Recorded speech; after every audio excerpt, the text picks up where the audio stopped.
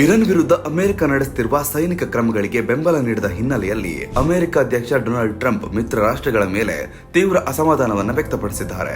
March 17ರಂದು ತಮ್ಮ ಸಾಮಾಜಿಕ ಜಾಲತಾಣ ಪೋಸ್ಟ್ನಲ್ಲಿ ಅವರು ನಾಟೋ ದೇಶಗಳನ್ನು ನೇರವಾಗಿ ಟೀಕಿಸಿ ಅಮೆರಿಕದ ಅಗತ್ಯದ ಸಮಯದಲ್ಲಿ ಬೆಂಬಲ ನೀಡಲು ಮುಂದೆ ಬರಲಿಲ್ಲ ಎಂದು ಆರೋಪಿಸಿದ್ರು.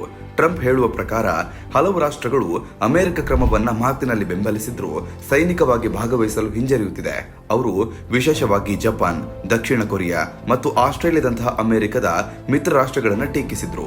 ನಾಟೋ ಮಿತ್ರರು ಕಾರ್ಯಾಚರಣೆಯಲ್ಲಿ ಭಾಗವಹಿಸಲು ಇಚ್ಛಿಸುತ್ತಿಲ್ಲ ಎಂದು ಅವರು ಬರೆದಿದ್ದು, ಇದರಿಂದ ಅಮೆರಿಕ ಏಕಾಂಗಿಯಾಗಿ ಯುದ್ಧ ನಡೆಸಬೇಕಾದ ಪರಿಸ್ಥಿತಿ ಉಂಟಾಗಿದೆ ಎಂಬ ಸಂದೇಶವನ್ನು ನೀಡಿದ್ದಾರೆ. ಆದರೆ ಇಲ್ಲಿ ಗಮನಾರ್ಹ ಅಂಶ ಏನಂದ್ರೆ, ಜಪಾನ್, ದಕ್ಷಿಣ ಕೊರಿಯಾ ಮತ್ತು ಆಸ್ಟ್ರೇಲಿಯಾ ನಾಟೋ ಸದಸ್ಯ ರಾಷ್ಟ್ರಗಳಲ್ಲ. ಆದರೂ ಅಮೆರಿಕ ಪ್ರಮುಖ ಭದ್ರತಾ ಪಾಲುದಾರರಾಗಿರುವ ಕಾರಣ ಅವರನ್ನು ಉಲ್ಲೇಖಿಸಿದ್ದಾಗಿ ವಿಶ್ಲೇಷಕರು ಹೇಳ್ತಾರೆ. ಟ್ರಂಪ್ ಇವರ ನೆರವು ಈಗ ನಮಗೆ ಅಗತ್ಯವಿಲ್ಲ ಎಂದು ಹೇಳಿ ಅಮೆರಿಕ ಸ್ವತಂತ್ರವಾಗಿ ಕಾರ್ಯಾಚರಣೆ ಮುಂದುವರಿಸಬಹುದು ಎಂಬ ಭಾವನೆಯನ್ನು ವ್ಯಕ್ತಪಡಿಸಿದ್ರು.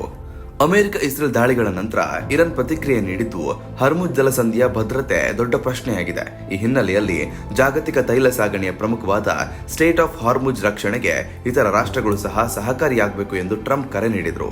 ವಿಶ್ವದ ತೈಲ ಪೂರೈಕೆಯ ದೊಡ್ಡ ಭಾಗ ಇದೇ ಮಾರ್ಗದ ಮೂಲಕ ಸಾಗಿರೋದ್ರಿಂದ ಇದರ ಭದ್ರತೆ ಜಾಗತಿಕ ಆರ್ಥಿಕತೆಗೆ ಅತ್ಯಂತ ಮುಖ್ಯವಾಗಿದೆ. ನಾಟೋ ದೇಶಗಳ ಎಚ್ಚರಿಕೆಯ ನಿಲುವು ಯುದ್ಧ ವಿಸ್ತಾರವಾಗುವ ಭೀತಿಯಿಂದಿರಬಹುದು ಎಂದು ತಜ್ಞರು ಅಭಿಪ್ರಾಯವನ್ನು ವ್ಯಕ್ತಪಡಿಸಿದ್ದಾರೆ.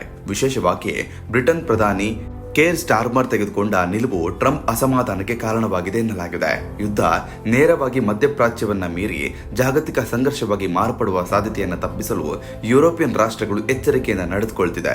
ಟ್ರಂಪ್ ತಮ್ಮ ಹೇಳಿಕೆಯಲ್ಲಿ ಅಮೆರಿಕ ಈಗಾಗಲೇ ಇರಾನ್ ಸೈನಿಕ ಸಾಮರ್ಥ್ಯವನ್ನು ಗಂಭೀರವಾಗಿ ಹಾನಿಗೊಳಿಸಿದೆ ಎಂದು ಹೇಳಿಕೊಂಡಿದ್ದಾರೆ. ಇರಾನ್ನ ಸೇನೆ ಮತ್ತು ನಾಯಕರನ್ನ ನಾವು ದುರ್ಬಲವಾಗಿಸಿದ್ದೇವೆ ಎಂದು ಅವರು ಉಲ್ಲೇಖಿಸಿದ್ದಾರೆ. ಆದ್ರೆ ಈ ಹೇಳಿಕೆಯ ಬಗ್ಗೆ ಇನ್ನೂ ದೃಢೀಕರಣ ಲಭ್ಯವಿಲ್ಲ. ಒಟ್ನಲ್ಲಿ ಅಮೆರಿಕ ಮತ್ತು ಅದರ ಮಿತ್ರ ರಾಷ್ಟ್ರಗಳ ನಡುವೆ ಈ ವಿಚಾರದಲ್ಲಿ ಭಿನ್ನಾಭಿಪ್ರಾಯಗಳು ಹೆಚ್ಚುತ್ತಿರುವುದು ಸ್ಪಷ್ಟವಾಗಿದೆ. ಯುದ್ಧ ಮುಂದುವರಿಯದಂತೆ ಜಾಗತಿಕ ರಾಜತಾಂತ್ರಿಕ ಸಮೀಕರಣಗಳಲ್ಲಿಯೂ ಬದಲಾವಣೆ ಕಾಣುವ ಸಾಧ್ಯತೆ ಇದೆ. ಹರ್ಮುಜ್ ಜಲಸಂಧಿಯ ಭದ್ರತೆ, ಇಂಧನ ಪೂರೈಕೆ ಮತ್ತು ಪ್ರಾದೇಶಿಕ ಸ್ಥಿರತೆ ಎಲ್ಲವೂ ಸೇರಿ ಈ ಸಂಘರ್ಷದ ಮುಂದಿನ ಹಂತವನ್ನು ನಿರ್ಧರಿಸುವ ಪ್ರಮುಖ ಅಂಶವಾಗಿದೆ.